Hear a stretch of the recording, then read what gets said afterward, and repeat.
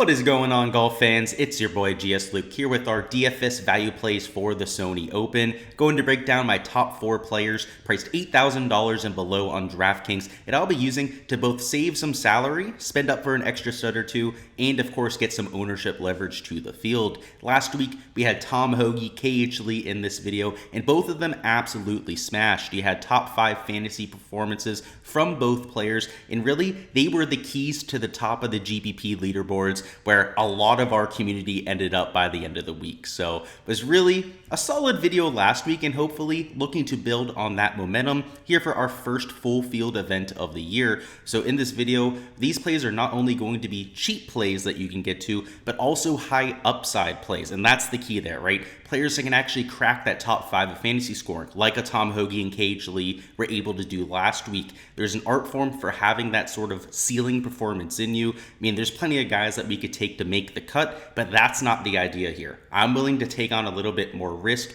to try and take players that could potentially top 5 or even win the Sony Open. So that's the idea here. Keep that in mind. These are for large field contests and high upside, potentially high risk in a few cases, but not always the case on players that you should be considering. So with a lot to get into, let's go ahead and get this thing rocking. All right, first up, we've got Denny McCarthy at $7,900. So towards the top of this pricing range, not quite as cheap a play as some of the other players will be, but I think he should be at least $8,500, if not towards the top end of the 8K range, towards $8,700 or $8,800. Last year, there was a stretch, particularly towards the middle of last year, right around the Wells Fargo Championship. We were playing a few of the other short positional tracks, where Denny McCarthy was finishing top 20 week in and week out. In fact, he got up close to $10,000. He was 20-25% owned for almost every tournament during that stretch. And then towards the end of the year, they're in the fall swing here as well, here in 2022, 2023. Struggled a little bit. And for struggling, I mean making about, 60-55% of his cuts. Going out there, the shots gained metrics haven't been crazy. They also haven't been all that disappointing. So you take a look at him.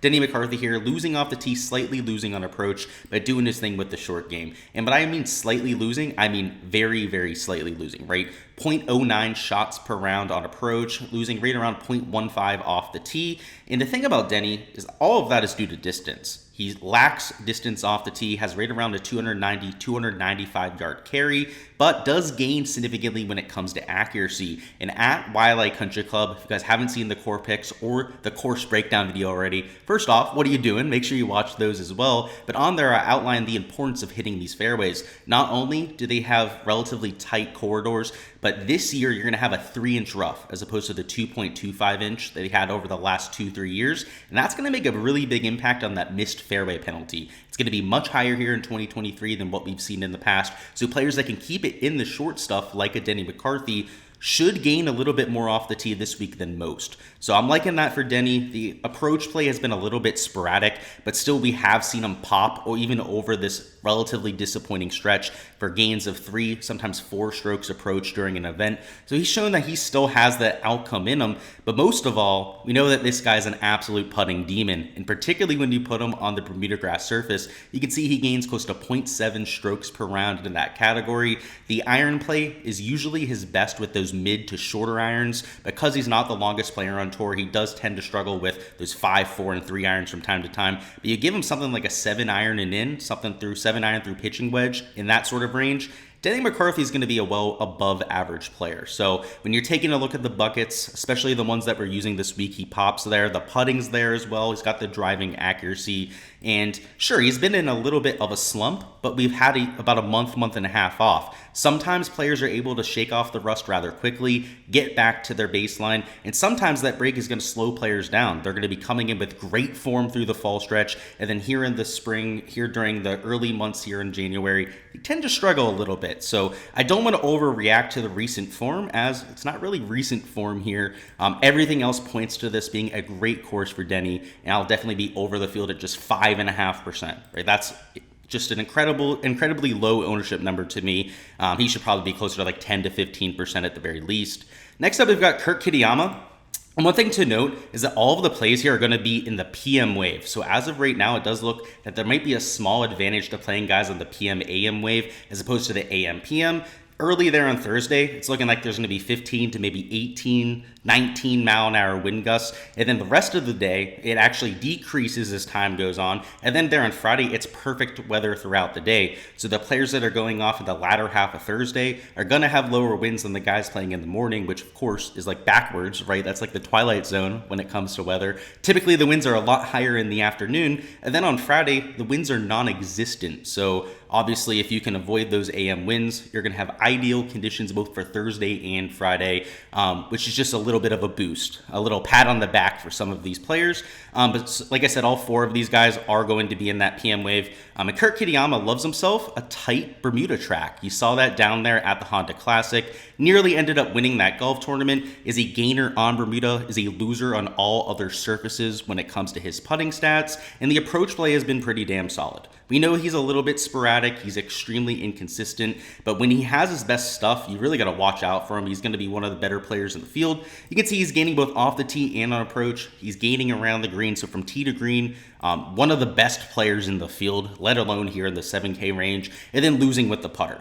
But the real piece of, I would say, encouragement here, the thing to look at, are the Bermuda stats, right? When he's gone out there, he's had his best performances. They've almost exclusively been on Bermuda grass, and at this point he's only 9.1% owned. So he's not going completely overlooked. Those recent form metrics speak for themselves, but he's not mega chalk, right? He's not 10-15% owned, and even if he gets some late steam, which I would expect, I mean, he's just a rock solid play, probably one of the best plays on the slate when you're considering his price and his ownership. So he will be higher owned than this 9.1%. I mean, at least you'd hope, right? You'd hope people would recognize that sort of play.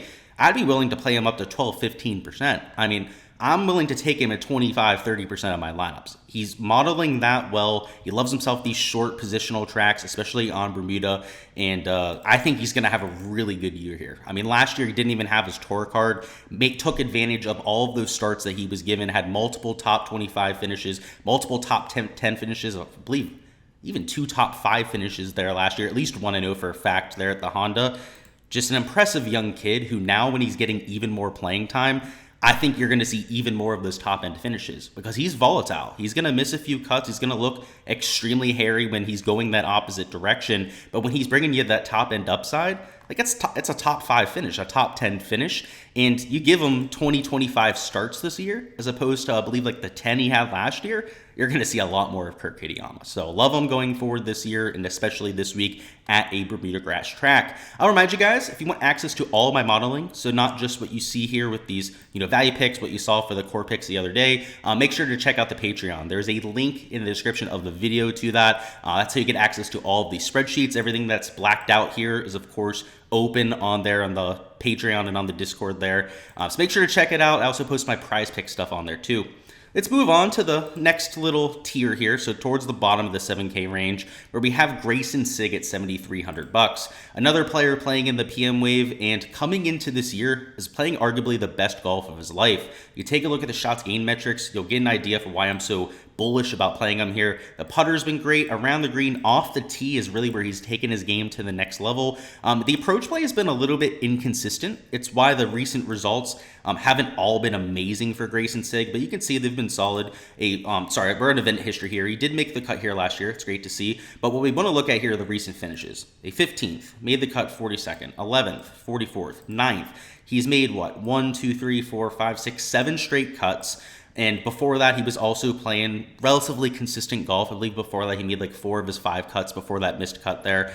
Just overall, you're looking at a player who I think is coming into his own. He's accurate off the tee. He's one of those guys who's not long off the tee, but he is relatively accurate.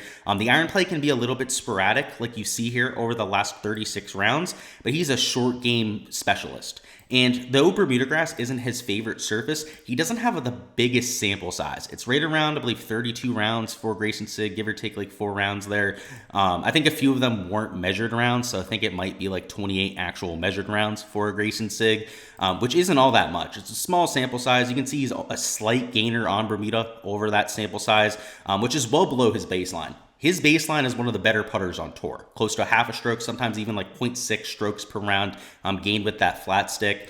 So that's the one concern here, I'll say, right? I'll mention that. The Bermuda numbers aren't ideal, but the ball striking, especially the consistency of late with that off the tee accuracy has kept him in almost every single golf tournament, which you gotta love at $7,300. So if you're playing in cash, I love Grayson Sig down here in the 7K range. But in these large field GPPs, if this Bermuda number is just due to the small sample size, which is kind of a gamble that I'm taking this week, he could end up going out there torching this course and getting into contention. It wouldn't surprise me. He played pretty well at the RSM, which is, of course, one of those recent top finishes that he had, which is my #1 comp course for this week. The last pick we're going to take here is kind of a Grayson Sig lookalike. It's Steven Yeager at $7,200. Another short, accurate player off the tee. Now, he's a little bit less accurate than some of the other players here, but he is short off the tee, so not the best off the tee. We can definitely attest to that. But let's take a look at the shots gained, right? So he's even off the tee. So like I said, he's not great there, but he's also not losing or hemorrhaging strokes there.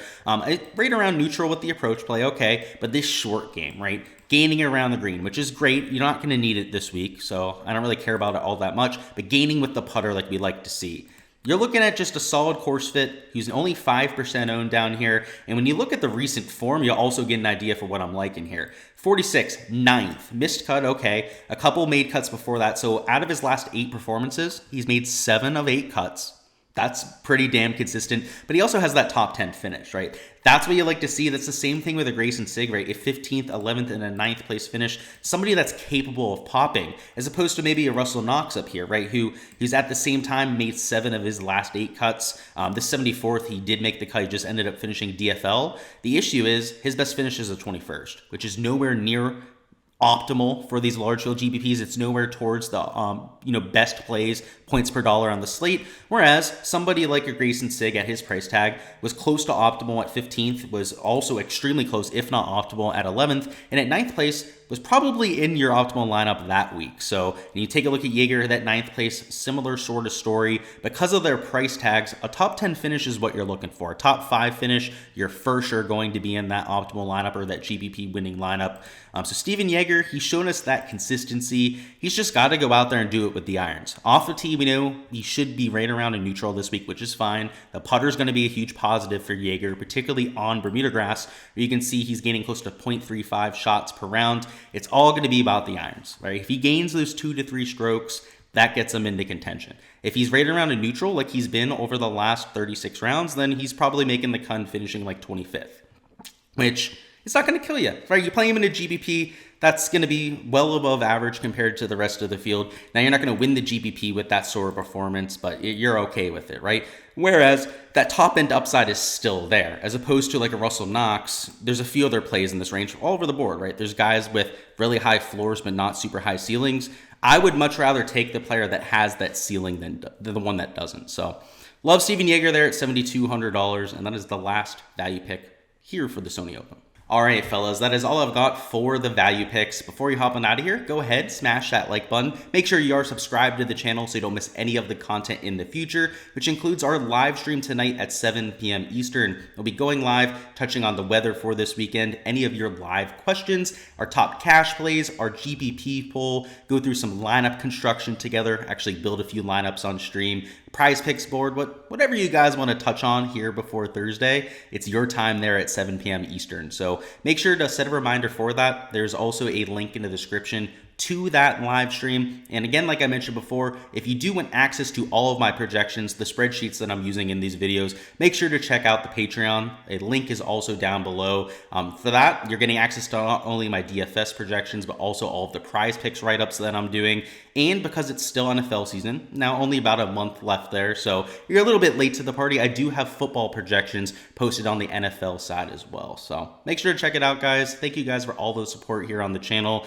Best of luck with all of your lineups for this week, and let's go ahead and cash out in one of those GPPs.